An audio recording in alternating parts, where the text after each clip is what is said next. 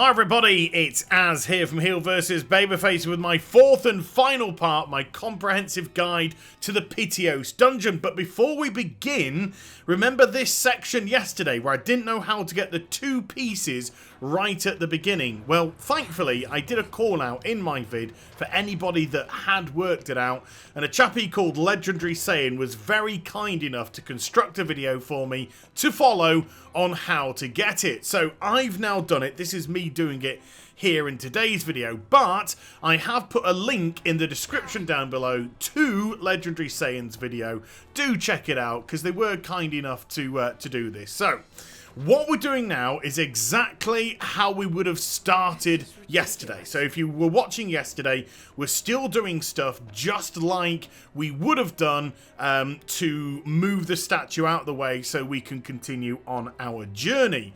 We're getting to the part where things change themselves up a bit.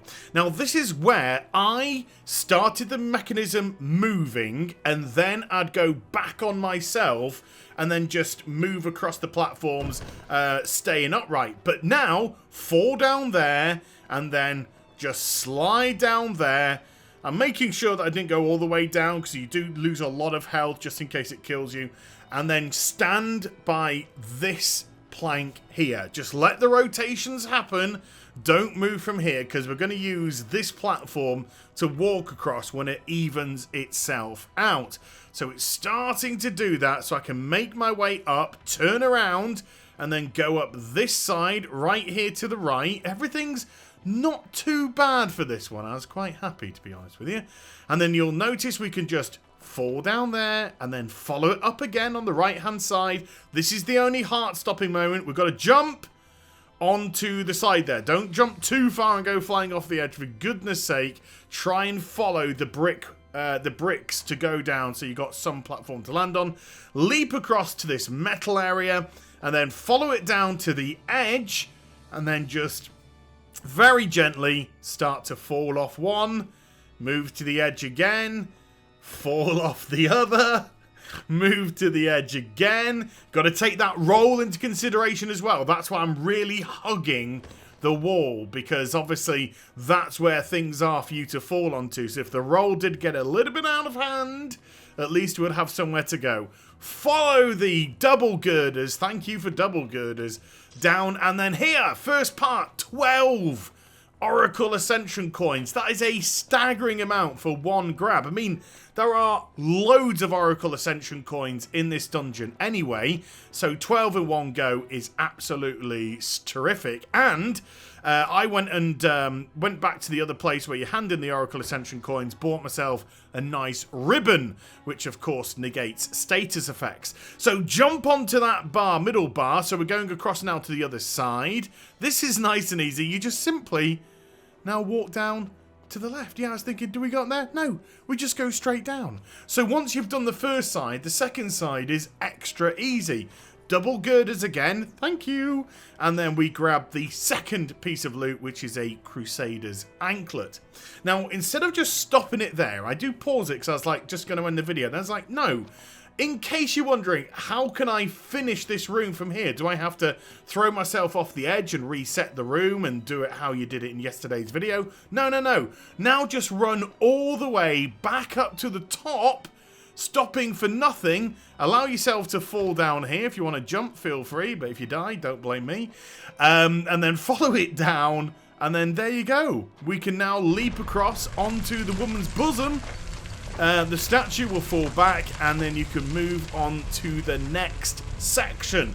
So massive thank you again, Legendary Saiyan, dude. I really do appreciate your help on that one. Let's go on to the final part of today's vid, starting exactly where we left off yesterday. So we'd managed to get ourselves back essentially to the beginning of the dungeon. So what I'm going to do now is hang a right, leap over to this area here, pick up the loot, obviously on the way. It's a high potion, yum yum. Jump onto this next section back here, iron shavings, and then just jump onto all the other meta platforms, just left to the right, and there you go. Nice easy stuff to start today's video with. And I am feeling a lot more confident in today's video because we're now back at the beginning. And if you wanted to, you could just walk out the dungeon at any time by going the same way that you entered it. Obviously, you wouldn't complete it and you wouldn't get the extra loot drops and stuff, but at least you have that sort of, what was it, safety net, I suppose you could call it, in case you just wanted to leave. So that kind of gives you a little bit more confidence, whereas when you're in some of the other rooms, you feel so isolated because you're just as far from the entrance as you are from the exit. And so you just feel, ah. So there we go, just follow up through there. Now then, we've got a couple of choices. We either go up or down from here. Now I'm going to stay, see how all the other buttons around the place. I'm going to go down. Yeah, you thought I was going to go up. Yeah, fooled you. Now, first of all, demonic statue, or demonic tombstone as I've been calling them, destroy that. And to the people that may have thought I missed a piece of loot in the first video, no, I left it for this. So you could just go running through here and then across on the girder, grab the 10 metal scraps. Ha!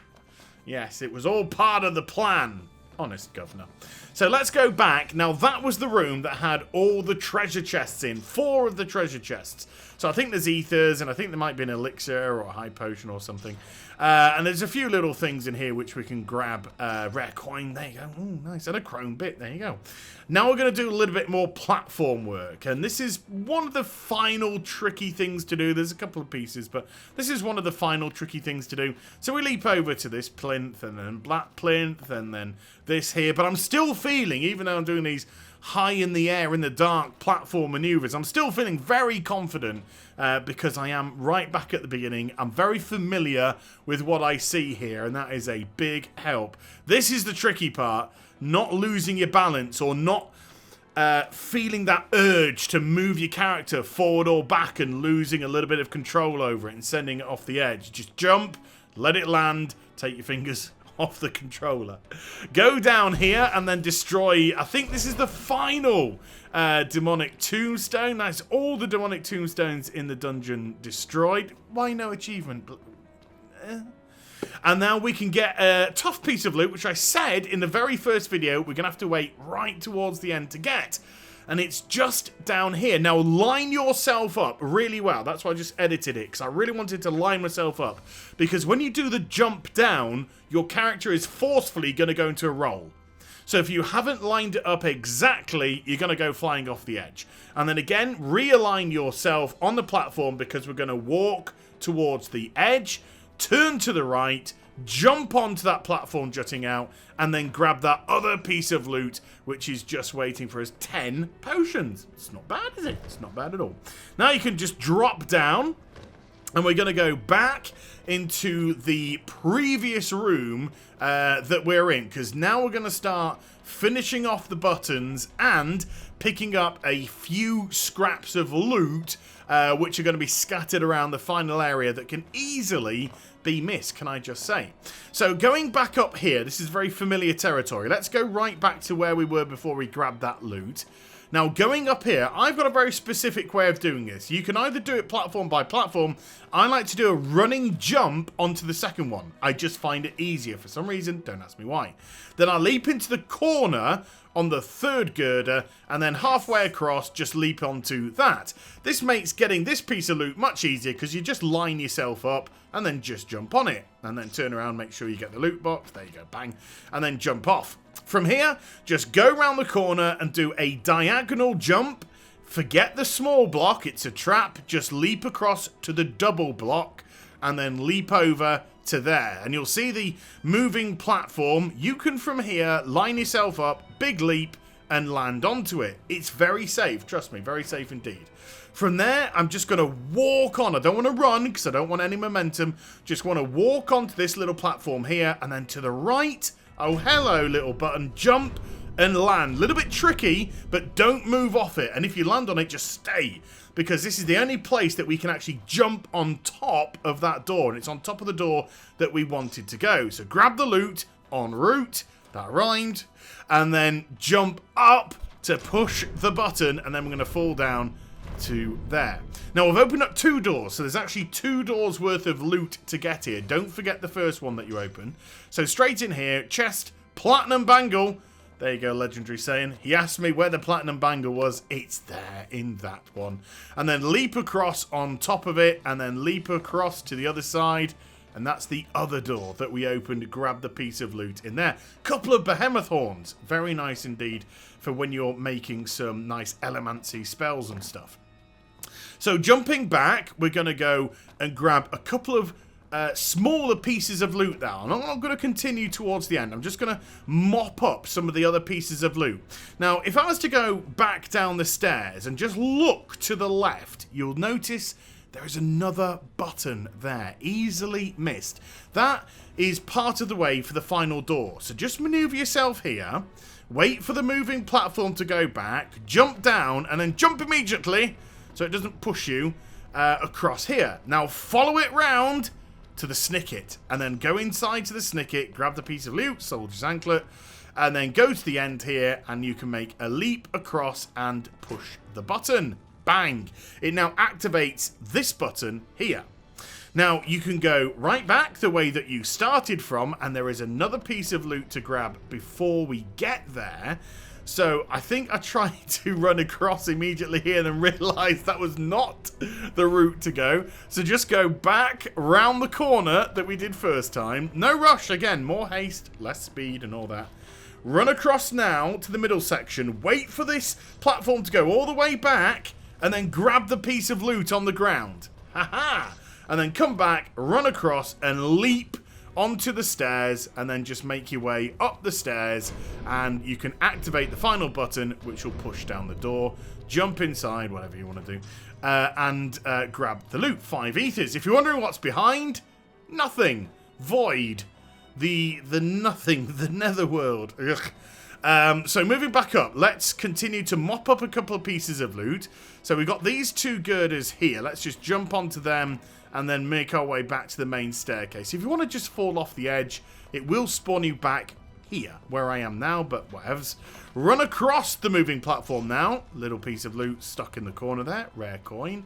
And then follow it round here, and then drop down to the ledge below. There's another piece. And there we go. I think that's pretty good on the old mop-up job. So from there, we're now going to continue towards the exit of the dungeon. Yes, you could leave through the entranceway, but that's the loser's exit. We want to go out here on the proper exit with all the loots that it gives us on the way out as well. So jump onto those 2 platforms, make your way up carefully now. This is what I would class as the final tricky bit. There is another slightly tricky bit, but it's more of a concentration issue than anything. So just very carefully make your way up these girders to the top.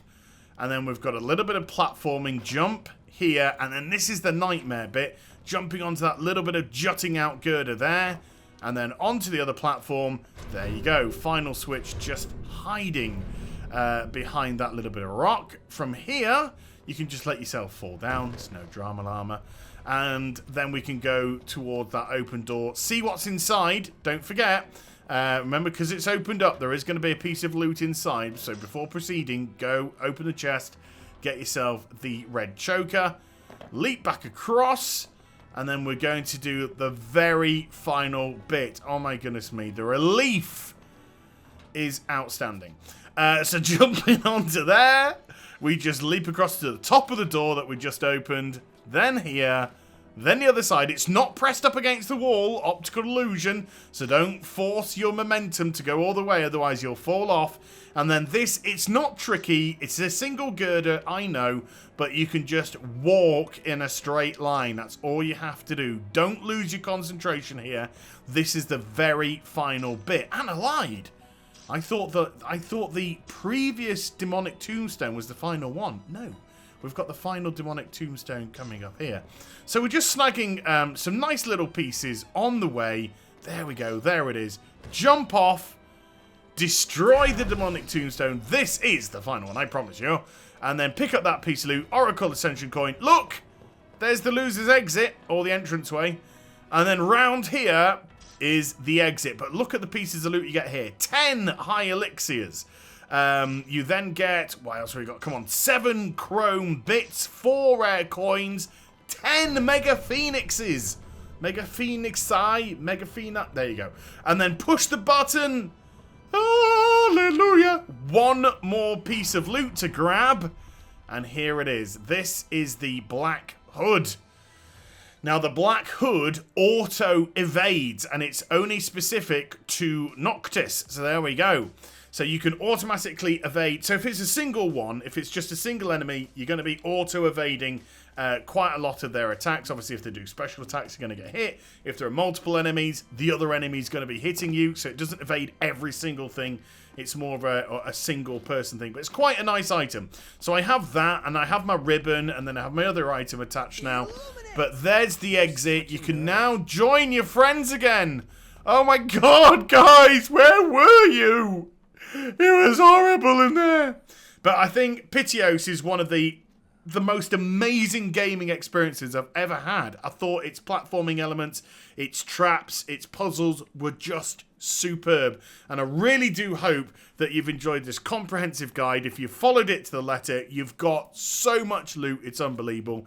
So if you have, please do give this video a thumbs up and also subscribe to my channel. Follow me on social media and Twitch for live streaming. Links, they're in the description down below. And I'll be back with some more stuff very soon. You take care, everybody.